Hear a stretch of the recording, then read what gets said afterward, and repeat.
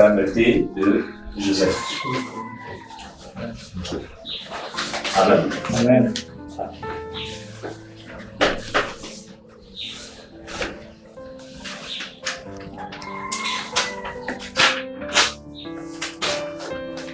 Quelqu'un peut lire?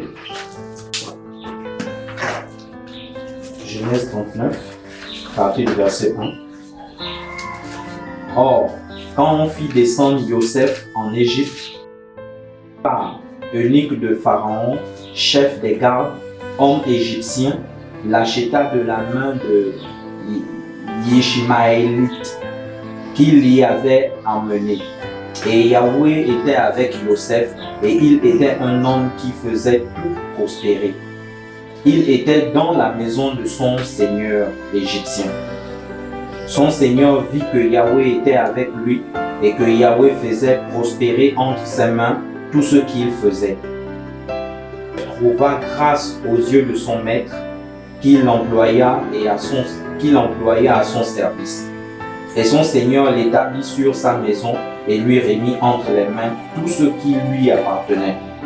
Et il arriva que, depuis qu'il l'eut établi sur sa maison et sur tout ce qu'il possédait, Yahweh bénit la maison de l'Égyptien à cause de Joseph. Et la bénédiction de Yahweh fut sur tout ce qui lui appartenait, soit à la maison au champ. Il remit donc tout ce qui était à lui entre les mains de Joseph, et il ne s'occupa plus de rien, excepté de la nourriture qu'il mangeait. Or, Joseph était beau de taille et beau de figure. Après ces choses, il arriva que la femme de son seigneur porta les yeux sur Joseph et elle lui dit : couche avec moi. Mais il le refusa et dit à la femme de son seigneur : voici, mon seigneur moi connaissance. Oui, voici, mon seigneur ne prend avec moi connaissance de rien dans la maison. Et il a remis entre mes mains tout ce qui lui appartient. Il n'y a personne dans cette maison qui soit plus grand que moi. Et il ne m'a rien interdit, excepté toi, parce que tu es sa femme. Comment ferais-je un si grand mal et pécherais-je Elohim. Quoiqu'elle parlât tous les jours à Joseph, il refusa de coucher à côté d'elle, d'être avec elle. Mais il arriva un certain jour qu'il entra dans la maison pour faire son travail. Et de tous les hommes de la maison, personne n'était dans la maison. Elle le saisit par son vêtement et lui dit : couche avec moi. Mais il laissa son vêtement entre ses mains, s'enfuit et sortit dehors. Vit qu'il lui avait laissé son vêtement entre les mains et qu'il s'était enfui dehors. Elle appela les gens de sa maison et leur parla en disant : voyez, on nous a amené un homme, un Hébreu, pour se moquer de nous. Il est venu vers moi pour coucher avec moi. Et j'ai appelé à grands cris. Et dès qu'il a entendu que j'élevais ma voix et que je criais, il a laissé son vêtement à côté de moi, s'est enfui dehors. Et elle garda le vêtement de Joseph jusqu'à ce que son seigneur rentre à la maison. Amen. Voilà. Donc, en fait, ici, on va essayer un peu de partager un peu sur la fermeté qu'a eu Joseph. Amen. Voilà, parce que le constat qui est fait aujourd'hui, c'est que quand on remarque un peu la nouvelle génération, quand on voit un peu la plupart des chrétiens en ce moment, en fait, il y a une telle légèreté. Amen. Voilà, il y a une telle légèreté. En fait, on n'est plus discipliné. On est devenu très léger. Très léger. Et quand on remarque un peu ici, je crois que l'Esprit du Seigneur va nous aider un peu à comprendre ce que le Seigneur veut nous enseigner ce soir. Quand on regarde un peu ici, en fait, dans Genèse 37, le Seigneur annonce l'élévation dans la vie de Joseph. Amen. il reçoit des songes. Et dans ces songes, il est dit que Joseph va être élevé. Étant jeune encore, il vient parler de ça à ses frères, à ses aînés, et il y a eu une certaine jalousie. Amen. Amen. Voilà, il y a eu une certaine jalousie, on connaît un peu l'histoire. Il y a eu une certaine jalousie, et à cause de la jalousie, une jalousie forte, parce que Joseph parlait simplement de ce qu'il recevait du Seigneur, à cause de cette jalousie forte, en fait, parce qu'il disait, ceux qui lisent la parole, il disait que donc, on verra comment va s'accomplir ces songes. Mais ne sachant pas que non, derrière ces songes-là, c'est Yahweh qui parlait. Et personne ne peut bloquer ce que le Seigneur a dit dans la Bible, à part la personne elle-même. Amen. Amen. Voilà, ici on se rend compte que le Seigneur parle sur la vie de Joseph. Il est jalousé par ses frères. Je vais simplement ouvrir un peu la parenthèse. C'est pour dire que non, on est parler à tout le monde ce qu'on reçoit de la part du Seigneur. Amen. Il faut faire attention parce qu'on ne connaît pas qui est qui. Parce qu'à l'heure actuelle, on est tellement infiltré qu'il faut faire attention à ce que tu reçois de la part du Seigneur. Si tu as besoin d'aller demander conseil, demande au Seigneur de te conduire vers quelqu'un qui craint le Seigneur ou quelqu'un qui l'appartient. Alléluia. Ici, Joseph est clair. La parole est claire. Joseph, il est vendu. Il est vendu en Égypte et dans la maison de son seigneur Potiphar. Il reçoit. Le Seigneur l'accompagnait parce que lui n'a pas désiré être vendu. C'est à cause de la jalousie qu'on l'a vendu, mais le Seigneur l'accompagnait. La main du Seigneur était sur lui parce que Joseph avait la crainte du Seigneur. Amen. Amen. Voilà. Maintenant, il arriva que pendant que Joseph servait dans la maison de Potiphar, il arriva que la femme de son maître commença à le regarder, à le convoiter. Amen. Amen. Voilà. Et ici, on nous dit dans la parole que la femme de son maître dit couche avec moi. Amen. Amen. Elle était claire. Parce qu'au départ, je vous ai dit que le Seigneur avait annoncé l'élévation dans la vie de Joseph. Et ce n'est pas parce qu'on l'a vendu que ça devait s'arrêter, non. Mais l'ennemi savait que si Joseph tombait dans le péché, en fait, il arrêtait l'accomplissement de la prophétie.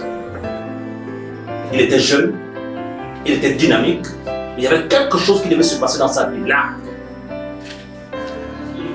Alléluia. Amen. Et on se rend compte que qu'est-ce qui se passe? Cette femme dit à Joseph, couche avec moi. Et la Bible nous dit que en fait, elle parla tous les jours à Joseph. Donc ça veut dire que lundi, elle venait, couche avec moi. Mardi, couche avec moi. Mercredi, couche avec moi. Jeudi, vendredi, samedi, dimanche. Et à chaque fois qu'elle venait, quelle était la position de Joseph? Il disait non. Amen. Amen. Il avait une telle fermeté. Parce que, regardez un peu aujourd'hui, quand on fait le constat avec la nouvelle génération, quand on fait le constat avec surtout la jeunesse, ils récitent les versets, ils ont la connaissance, l'hébreu, le grec.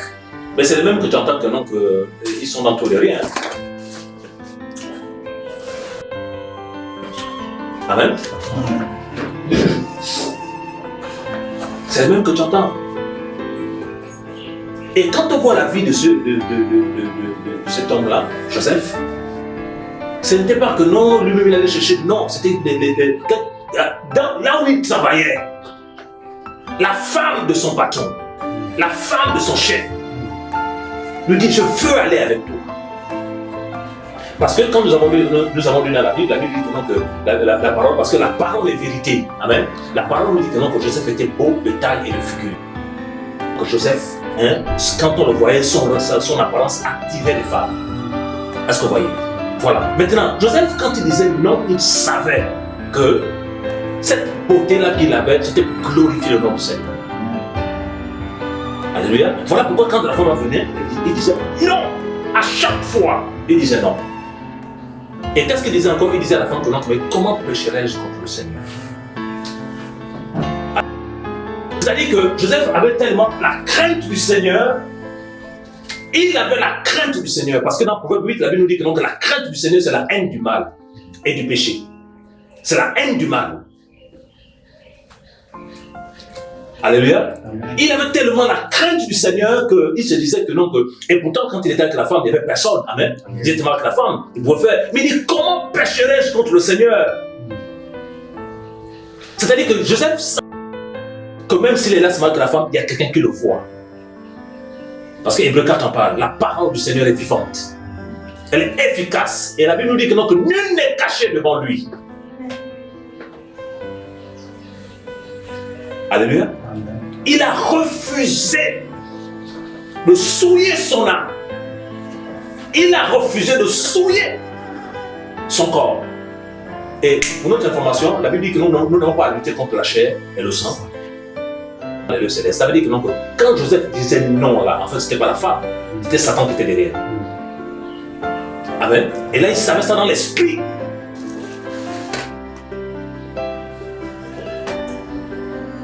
Et il avait un tel caractère, une telle fermeté, que beaucoup n'ont plus aujourd'hui. Et ça rejoint cette parole de Paul qui dit que non, je tiens Dieu devant mon corps, je le tiens à ce Jésus. De peur d'être moi-même rejeté après avoir péché aux autres. Regardez la légèreté qui se passe aujourd'hui. Et regardez combien de fois la nouvelle génération, ce n'est plus le Seigneur. Regardez comment la sanctification sans laquelle personne ne verra le Seigneur. Ce n'est plus le Seigneur aujourd'hui, frères et sœurs. Regardez la légèreté, regardez les personnes qui s'accordent, regardez une telle légèreté. Une telle légèreté, sœurs, frères, une telle légèreté.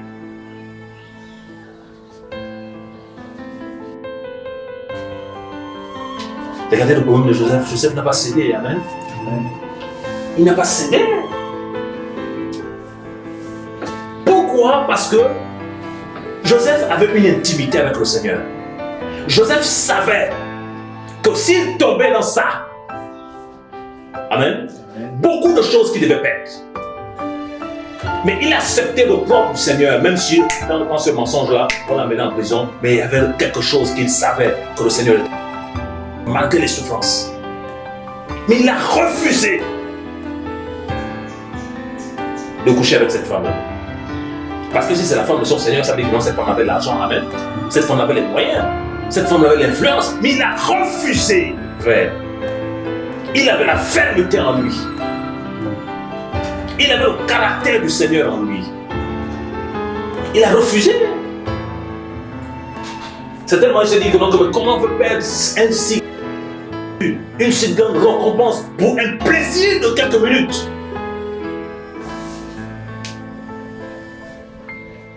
Alléluia. Amen. Mais regardez la génération d'aujourd'hui. Regardez, on récite les versets. On veut être apôtre, on veut être machin, on veut être machin, mais regardez la génération d'aujourd'hui. Tellement la légèreté.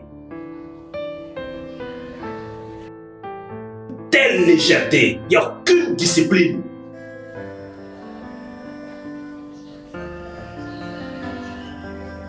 Aucune discipline. Et quand les frères et sœurs ne sont pas formés comme ça dans la vérité de la parole, dans la vérité pure de la parole, mais ils tombent dans tout et de rien. Et c'est le nom du Seigneur qui est blasphémé. Parce que frères et sœurs, il n'y a pas un autre message, hein. C'est clair. On peut la sanctification. Personne ne verra le Seigneur. Et Paul est clair lorsqu'il dit que notre corps est le temple du Saint-Esprit. Amen. Nous sommes l'habitation d'Elohim en esprit. Ça veut dire que non, si tu n'es pas marié, tu ne peux pas livrer ton corps à n'importe qui. Amen. Si tu n'es pas marié, tu ne peux pas livrer ta vie, ta nullité. Non.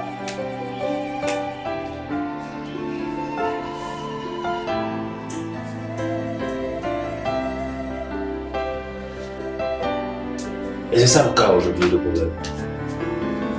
Et si on ne peut pas traiter ça, c'est ça.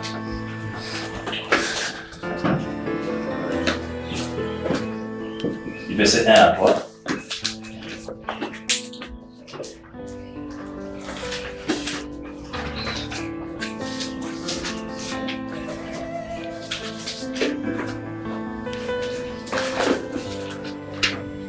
va revenir à la lecture de Joseph après.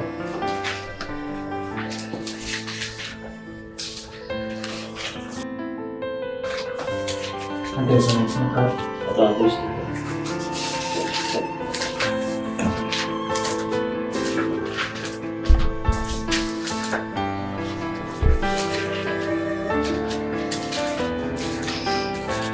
Allez, tu peux lire le Sénat un peu. 2 Thessaloniciens 4, 1 à 3. Au reste donc, frères, nous vous demandons et nous vous y et comme vous avez appris de quelle manière il vous faut marcher et plaire à l'Église, vous y abondez de plus en plus. Car vous savez quel commandement nous avons donné de la part du Seigneur Yahushua. Car la volonté de l'Église, c'est votre sanctification. Vous vous abstenez de relations sexuelles illicites. Continue.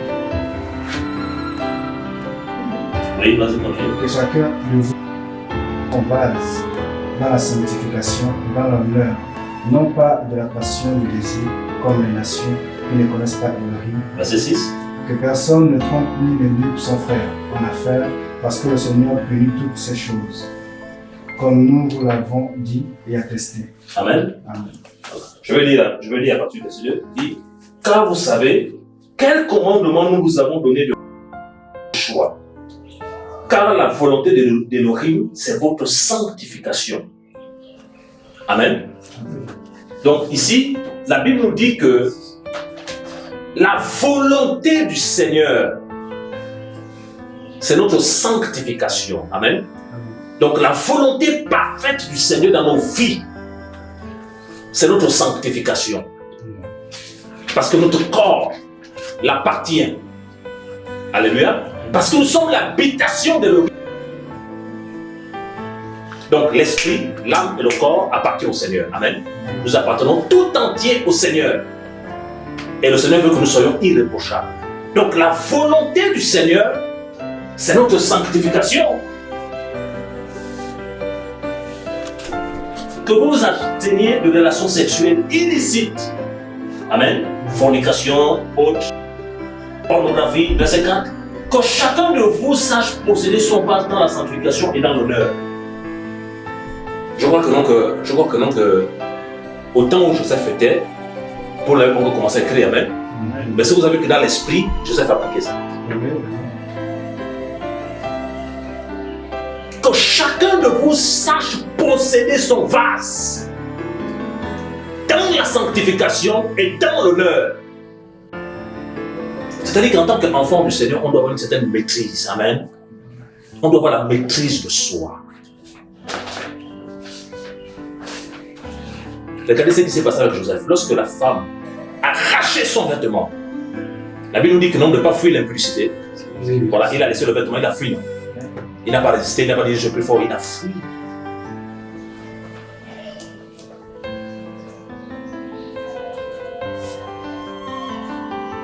Amen. Ça veut dire que chacun de nous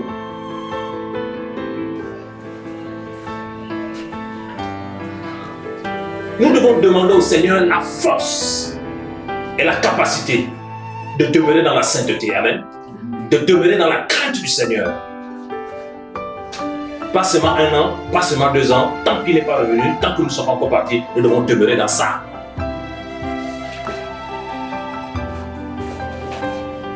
Et Yohanan en parle, il dit que non, que celui qui a cette espérance se purifie lui-même comme lui-même est pur. Donc si nous attendons le Maître, nous devons davantage nous sanctifier. Nous devons davantage nous craindre. Alléluia. Mais regardez aujourd'hui ce qu'on voit, frères et sœurs.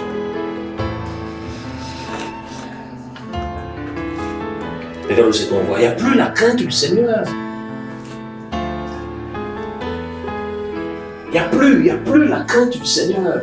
Alléluia. Il n'y a plus.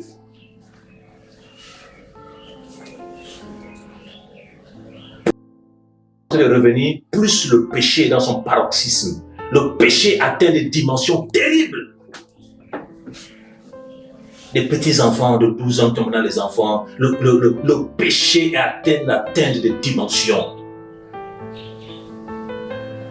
Ça veut dire que donc, si l'église est touchée et le monde, amen, l'église qui est censée être la lumière, protégée par le Seigneur, si l'église, c'est le monde est dans le chaos.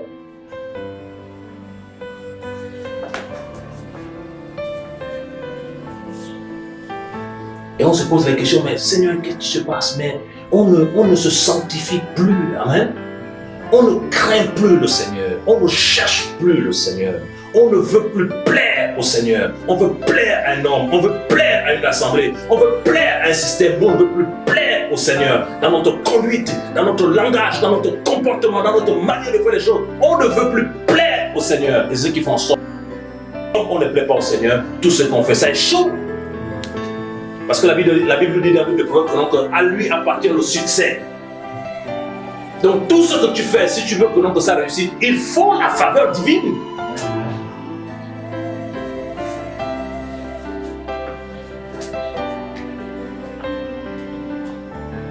Vous allez voir une soeur, elle n'est pas mariée, un frère, elle accepte que le frère la touche, la tripote. Quelle légèreté, frères et sœurs. Vous allez voir un frère, une soeur mariée, même s'ils sont à corps ou machin, ils s'attrapent les mains, ils marchent. Quelle légèreté.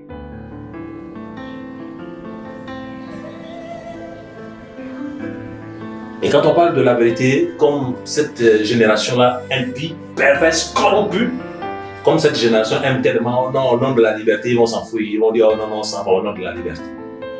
Et après, c'est les dégâts après.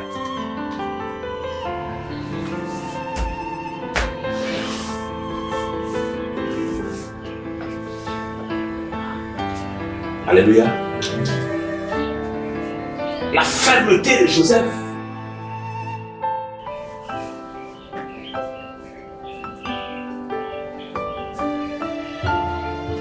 Parce que on a vu la chute du roi David. Vous avez vu, non? Voilà. Combien de fois le roi a chuté. Et malgré le fait que le Seigneur a dit je te pardonne, on a vu les conséquences de sa chute. On a vu ce qui s'est passé dans sa maison. Ces deux enfants on a vu ce qui s'est passé, combien de fois on a tué son fils, on a tué l'autre fils. Ce qui s'est passé, les conséquences du péché. Regardez, vous allez voir que non, on a aussi vu aussi la chute de notre ancêtre Adam, les conséquences du péché. Amen.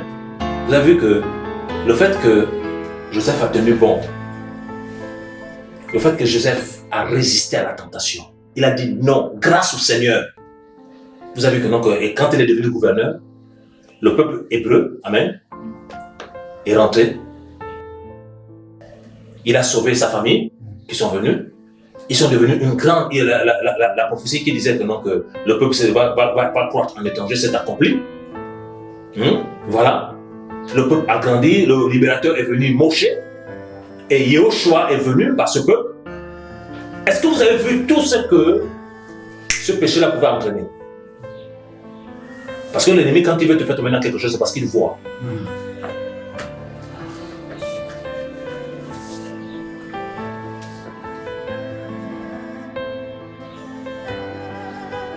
Voilà pourquoi une fille digne de ce nom, enfant du Seigneur, ne peut pas accepter que quelqu'un touche son corps. Un fils digne de son nom ne peut pas accepter que vraiment quelqu'un qui n'est pas marié touche son corps. C'est la discipline, frère.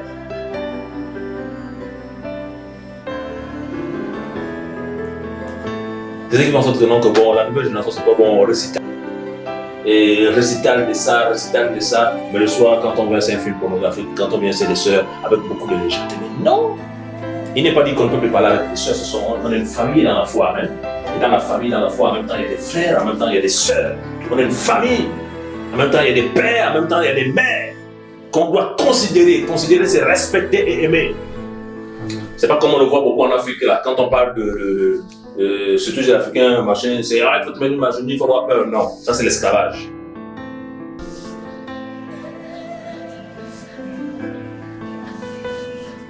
La fermeté, frère, la fermeté. On en a besoin nous tous. Alléluia. La fermeté.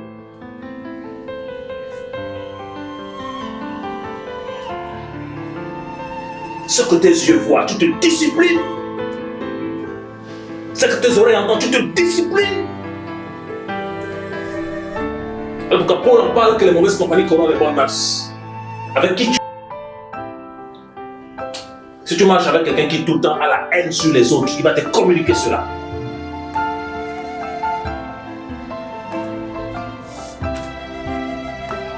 Frère, on ne marchande pas avec l'éternité. On ne marchande pas avec l'éternité. Parce que quand tu te sanctifies, la fin c'est quoi? C'est le ciel, amen. C'est la vie éternelle. Parce que le monde est dans le chaos, le monde est dans le mal. Donc ça veut dire que quand tu souffres là dans ta chair, mais on aura la récompense en haut. Je disais hier dans le livre des Hébreux, lorsque l'auteur pouvait dire que non, car le Seigneur n'est pas injuste pour voir ce qu'on subit. Il n'est pas injuste, il voit.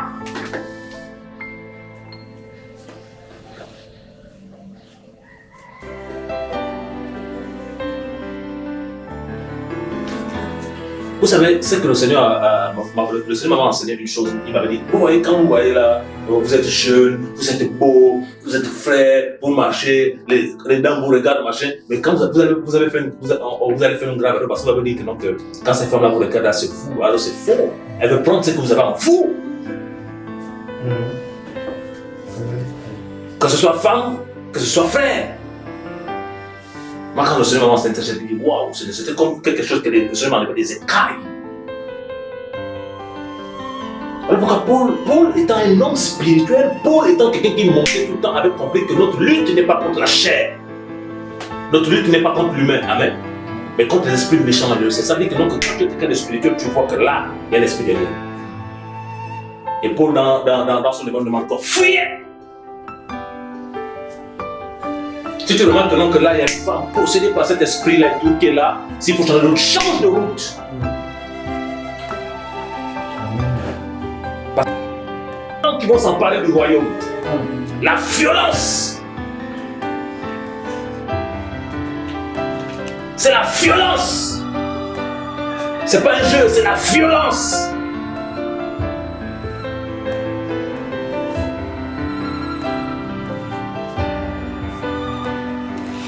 Si le Seigneur, par exemple, te fait confiance, il te donne quelque chose à gérer comme finance, comme autre, et que tu voles, que là, tu n'es plus digne du royaume.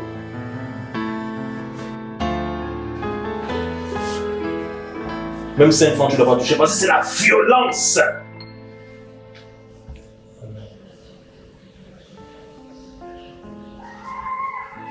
Alléluia. Amen. Mais quelle génération actuelle? Quelle génération? Quelle génération? Parce que pour beaucoup de jeunes, ils se disent que non, fuir le sexe, il faut se marier. Hey. Il faut d'abord laisser le Seigneur guérir ton cœur. Te donner la fermeté.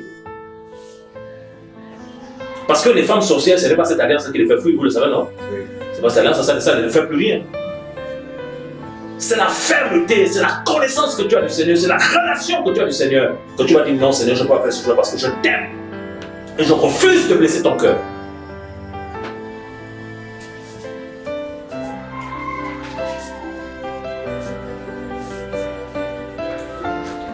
Alléluia. Amen. Et là, elle disait à Joseph, tous les jours, couche avec mon frère. Quoi que c'était facile pour Joseph. La femme de son patron. Parce que regardez, merci Seigneur, Joseph avait 2 choix. Il allait avec cette femme. Elle devait même si elle cachait pour le prochain, le Seigneur le rejetait. Amen. Il acceptait de se faire rejeter par les hommes, mais pour être agréé par le Seigneur.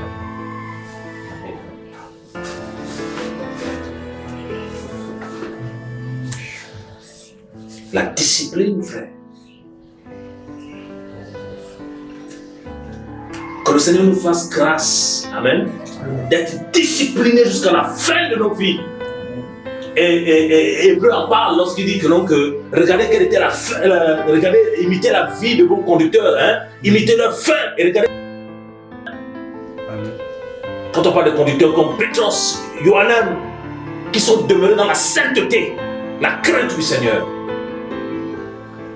la fidélité, amen, au maître. On ne les a pas trouvés dans l'argent, on ne les a pas trouvés dans les femmes, on ne les a pas trouvés dans leur cœur, on ne les a pas trouvés dans le match vu. Ils aimaient le Seigneur. Mais regardez cette génération, frères et sœurs. Posez-vous la question, cette génération, c'est le Seigneur qu'ils veulent, c'est plus le Seigneur qu'ils veulent.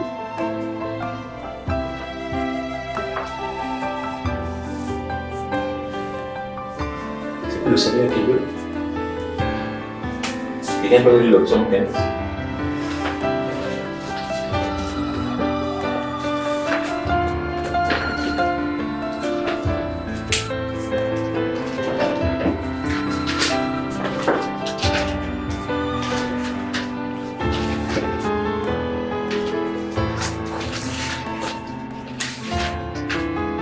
Verset.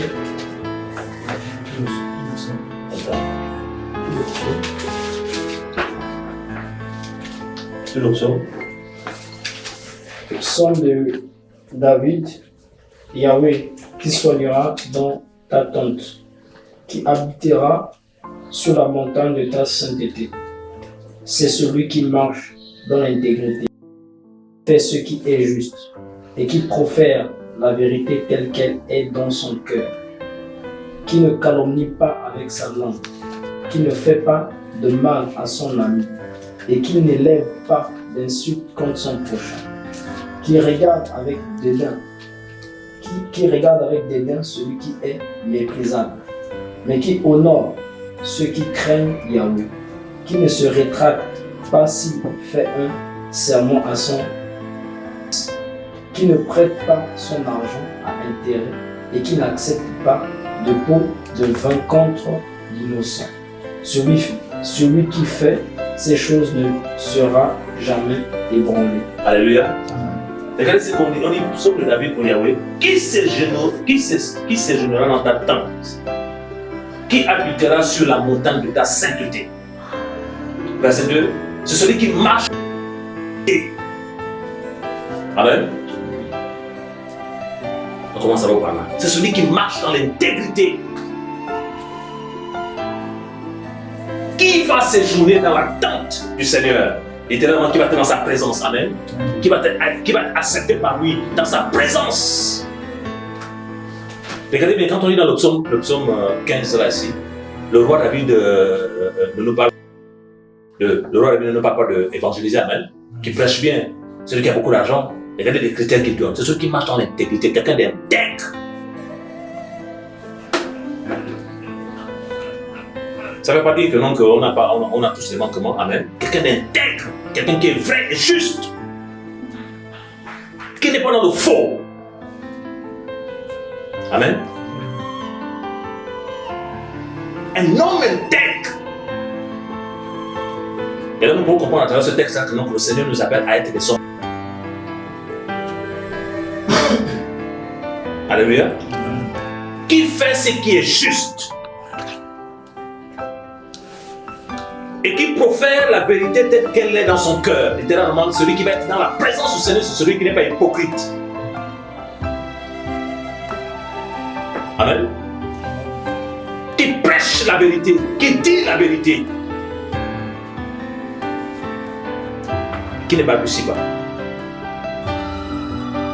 Alléluia. Qui ne calomnie pas avec sa langue, frère.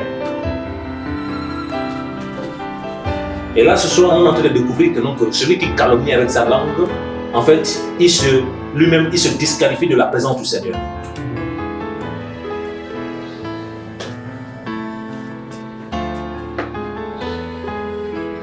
Qui ne calomnie pas avec sa langue, qui ne fait pas de mal à son ami, et son prochain, amen, diffamer son prochain, détruire son prochain, haïr son prochain.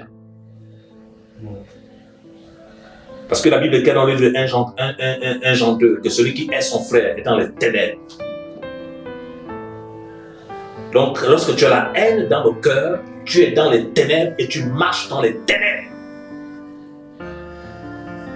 Et la Bible nous dit ténèbres il marche dans les ténèbres, il ne sait pas où il va. Voilà pourquoi celui qui est dans les ténèbres n'a aucune vision. Amen. Parce qu'il n'a pas d'éclairage spirituel. Il n'est pas imprégné de la connaissance qui sauve. Il est au choix.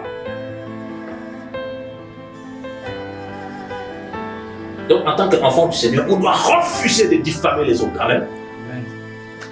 Parce que calomnier veut dire salir. Regardez bien la vie de tous ceux qui passent le temps à salir les autres. Ils n'avancent jamais. Parce qu'on récolte ce qu'on a. Regardez bien leur vie. Ils n'avancent jamais.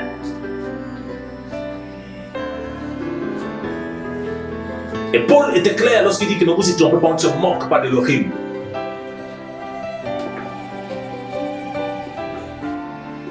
Alléluia.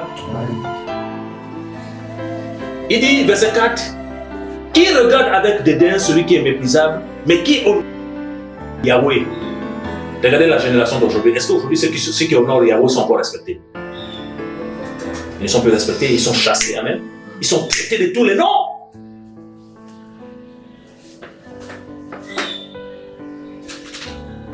Aujourd'hui, même dans les églises, on respecte même plus les enfants de Satan que les enfants du Seigneur. Parce que quand quelqu'un casse quelque chose, il casse quelque part, il ne veut pas que quelque chose avance, il est plus respecté même que l'enfant du Seigneur qui veut que quelque chose avance. Il est plus estimé même. Vous voyez combien de fois on est dans une génération, c'est la confusion, non? La confusion!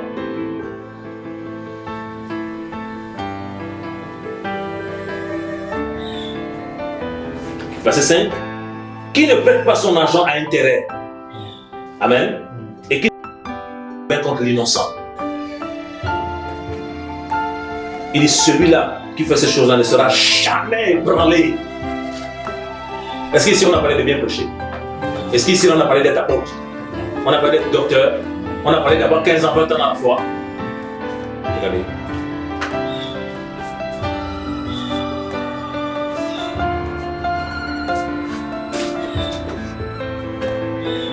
Voilà pourquoi vous vous rendez compte que mais comme c'est ce qu'on a vu la fois dernière, que là où il y a Yoshua, il y a la vie. Amen. Voilà. Et là où il n'y a pas la vie, c'est le serpent qui est là, c'est la mort. Et là où il y a la mort, rien n'avance. Là où il y a la mort, rien ne se fait. Parce que ce n'est pas l'esprit du Seigneur qui est là. Amen. Amen. Parce que l'esprit du Seigneur, c'est comme une rosée qui arrive et qui arrose. Ça plante, ça pousse, ça, ainsi de suite, il y a la gloire.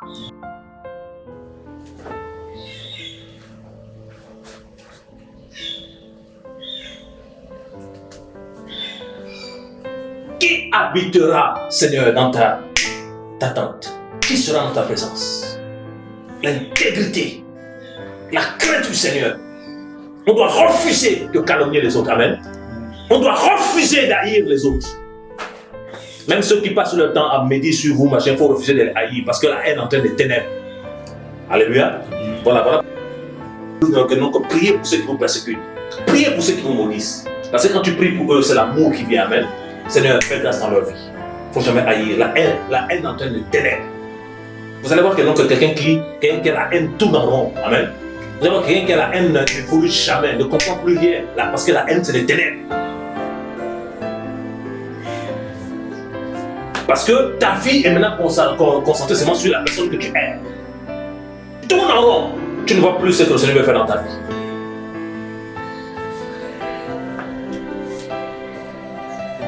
Lorsque tu es avec quelqu'un qui commence à calomnier un frère, calomnier un aîné, calomnier les frères qui travaillent, tout ça, retire-toi de lui. Tu l'avertis une fois, deux fois la personne le voit, tu te retires. Parce que Paul est clair, hein? Moi j'aime bien cet apôtre-là, parce qu'il avait eu une telle révélation du Seigneur. Il dit que si nous plaisons encore aux hommes, nous ne serons pas serviteurs du Seigneur. Parce que donc on doit comprendre que donc, un vrai serviteur du Seigneur ne plaît pas aux hommes.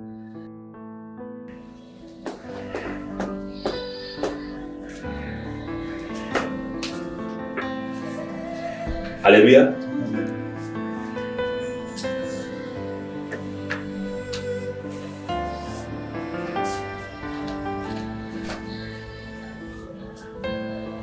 Que le Seigneur nous aide tous, hein? Moi le premier, à demeurer comme Moshe jusqu'à la fin de nos âges, quel que soit nos âges, dans la fermeté. À demeurer dans la fermeté. Je vais vous dire une chose aujourd'hui, si vous voulez aller loin avec le Seigneur, ne vous fiez plus à la chrétienté actuelle, il faut se fier à la parole. Parce que la chrétienté actuelle, là, c'est la paralysation. Si vous regardez la chrétienté, je ne pourrais plus jamais avancer, c'est la paralysation. Il faut se fier à la parole, parce que la parole est la vérité. La parole est la lumière. Yahushua est le même hier, aujourd'hui, éternellement. Amen. Il n'a pas changé, il ne changera jamais.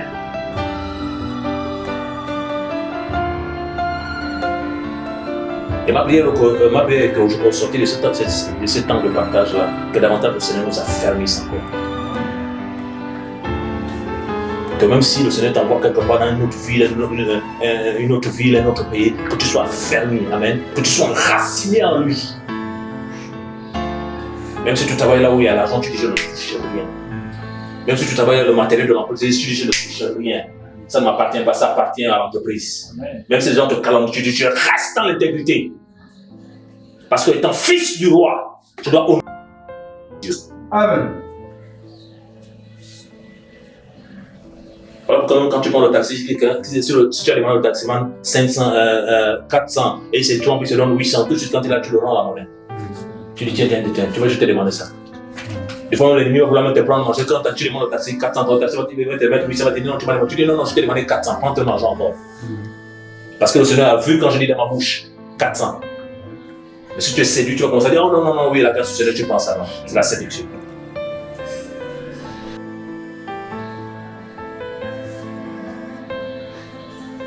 Alléluia.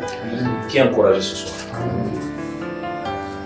Alors, on ne joue pas avec ça. On ne joue pas avec ça. On ne joue pas avec le joue pas avec cette chose. On ne joue pas, il n'y a pas de jeu avec ça. Le Seigneur a permis que l'homme et la femme puissent être ensemble dans un cadre légal. Amen. On est dans la pureté, dans le mariage, dans la crainte du Seigneur. Oui. Même quand on est marié, tu n'es pas appelé à tout faire n'importe quoi. Il faut que tu craignes le Seigneur. Alors, comme vous avez remarqué que même quand les personnes sont accordées, quand ils parlent, c'est du n'importe quoi au téléphone. Quand ils parlent, c'est des légèretés au téléphone. Et ça fait en sorte qu'ils ne bâtissent plus leur futur foyer sur la parole, sur la lumière.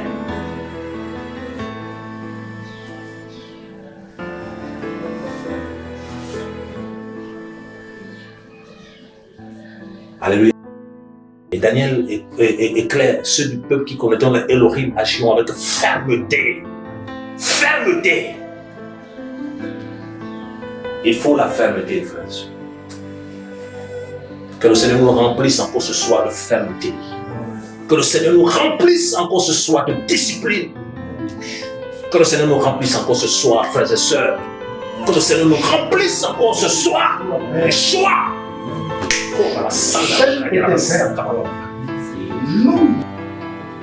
Je prophétise que nous n'allons pas chuter.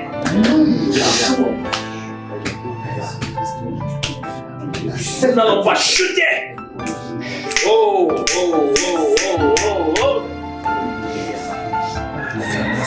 Nous n'allons pas chuter au nom du Yahshua. Nous n'allons pas chuter, Le maître des maîtres va davantage nous enraciner. Nous n'allons pas chuter, le maître des maîtres. Oh, alléluia. Celui qui a gardé Pétros, celui qui a gardé Polos, celui qui a gardé Yohanan, celui qui a gardé les apôtres de l'agneau nous gardera fidèles à lui. Pas parce que nous sommes forts, mais c'est la grâce du Seigneur dans nos vies. Frères et sœurs, le Seigneur va susciter une nouvelle génération qui ne fléchira pas les genoux. Oh, une génération qui ne fléchira pas les genoux d'hommes et de femmes. Oh, vérité fidèle à la parole, qui va refuser le compromis, qui va refuser l'adultère. Alléluia. Oh Seigneur, merci pour cette onction qui descend, cette onction de gloire, cette onction de gloire, cette onction de gloire, cette onction de gloire qui veut guérir les cœurs, qui veut guérir les vies, cette onction de gloire. Oh, cette onction onction de gloire, cette onction de gloire qui me guérit, qui me façonner dans les vies, qui me purifier dans les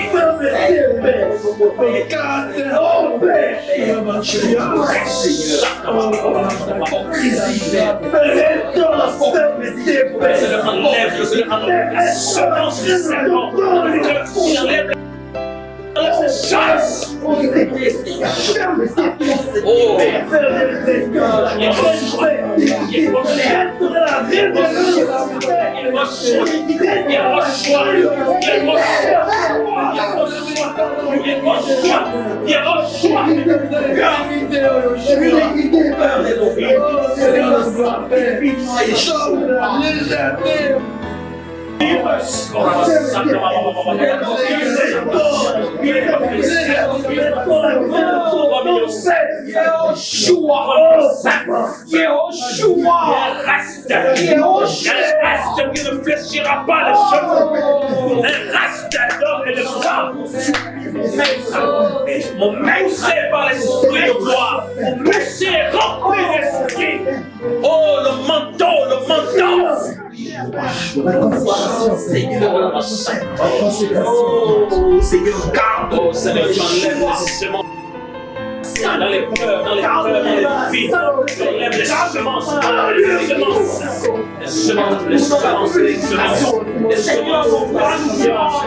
oh, ce soir, nous renversons les puissants de Seigneur, affermis, Seigneur, nos pas, affermis nos voix, affermis nos voix, au nom de Yeshua Mashiach. Nous refusons la compromission, nous refusons l'hypocrisie, nous refusons la compromission, au nom de Yeshua Mashiach. Elohim, hey Yahweh, au Père, au Père,